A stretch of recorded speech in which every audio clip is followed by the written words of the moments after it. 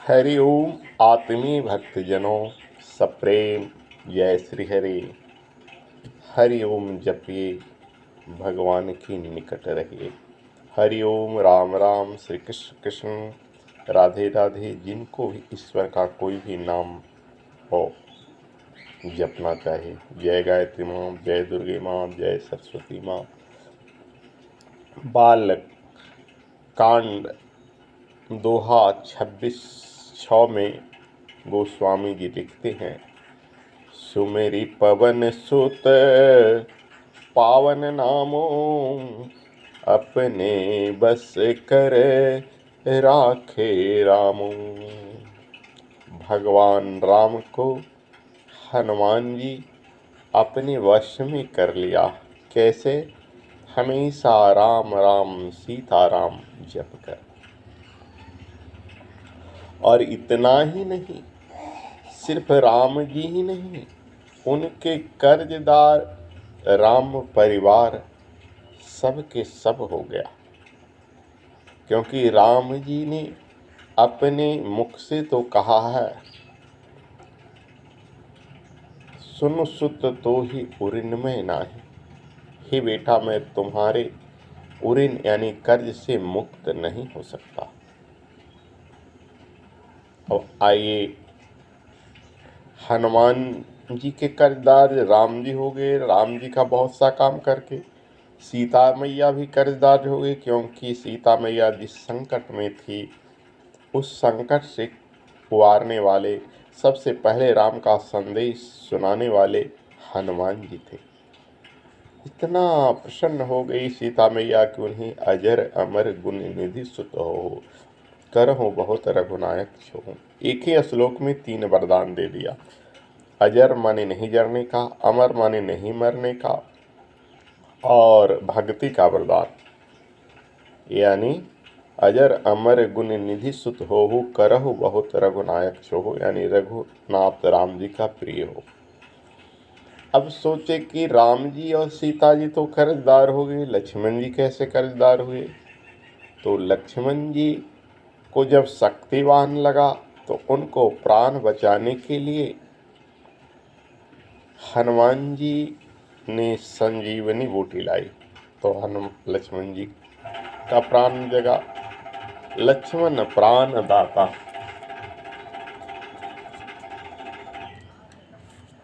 लक्ष्मण जी के प्राण दाता हो गए। रिपुरन जीत सुजस सुर गावत, सीता सहित अनुज प्रभु आवत। यानी भरत जी को भी जब सीता सहित आने का समाचार सुनाए तो भरत जी भी कर्जदार हो गए, क्योंकि भरत जी ने चिता सजा ली थी कि जहाँ भी राम समय से पहले नहीं पहुँचे तो प्राण त्याग दे। राम जी को और सीता जी को आने में देर हो रही थी, भरत जी चिता में कूदे नहीं थे, राम जी रह गए थे मिलने के लिए भारद्वाज ऋषि से। तो हनुमान जी को भेज दिया कि कहीं मेरे पहुंचने में देर हुई तो भरत मर जाएगा, क्योंकि राम जानते थे भरत उनसे असीम प्यार करते हैं। तो हनुमान जी ने उन्हें बचाया। जैसे लक्ष्मण को शक्तिवान लगा तब बचाए, वैसे ही भरत जी को राम जी के आने में देर हो रहा था तो सुसाइड यानी आत्महत्या, आत्मदाह कर लेते कूद कर अग्नि में, तो उन्हें बचा लिया। इसलिए भरत जी भी कर्जदार हो गए। भरत जी ने भी कहा, नाहिन तात उरिन में तो ही। हे तात, मैं तुमसे उरीन नहीं हो सकता। उरीन कहते हैं कर्ज से मुक्त। यानी इस रामायण में राम जी ने भी कहा, सुनो सुतो ही उरिन में नाही। भरत जी ने भी कहा, नाहिन तात उरिन में तो ही। अब प्रभु चरित सुनावहु मोहि, प्रभु का चरित्र मुझे सुनाइए। इस प्रकार से हनुमान जी ने सभी को अपने वश में कर लिया, सभी को अपना कर्ज देकर। एक बार की बात है कि हनुमान जी के लिए कोई सेवा नहीं दिया गया और हनुमान जी भगवान की सेवा करना चाहते थे। लक्ष्मण जी और सीता मैया ने आपस में विचार विमर्श करके उन्हें सभी सेवाओं से मुक्त किया।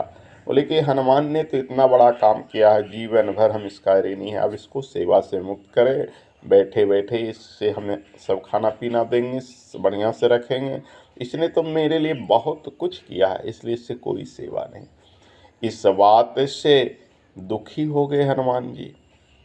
सेवा का लिस्ट खोजे तो उनके लिए कोई सेवा नहीं था।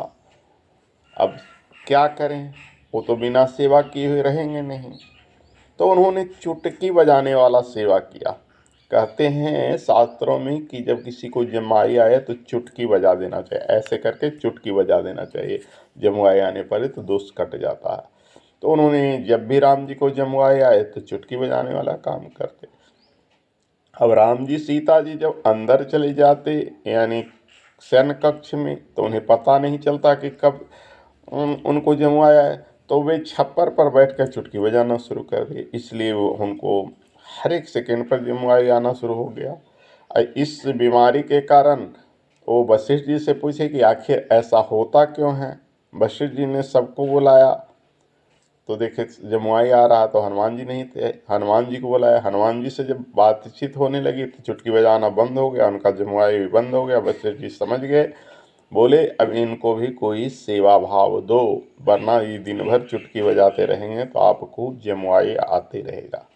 इसलिए हनुमान जी को भी उसके बाद सेवा भाव मिल गया।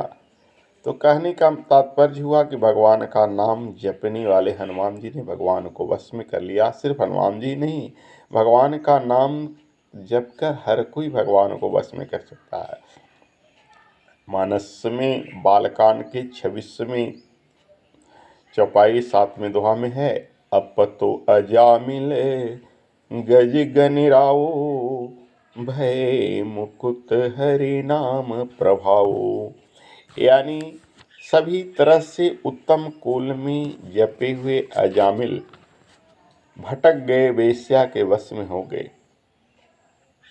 और गणिका जो वेश्या नीच होती है वो भी अपने सुख का यानी सुख को पढ़ाने में भगवान का नाम, जब अजामिल तर गए, वो गणिका तर गई, तो दुनिया का हर कोई नाम की जप प्रभाव से तर सकता है। कहाँ कहाँ लग नाम बड़ाई, राम न सकहीं नाम गुन गाई। मानस के बालकांड के 26वें 8वें में ऐसा वर्णन आता है कि स्वयं भगवान भी नाम की बड़ाई नहीं कर सकते। इसलिए भगवान का कोई ना कोई नाम जो भी आपको प्यारा लगे, आप हमेशा जपिए।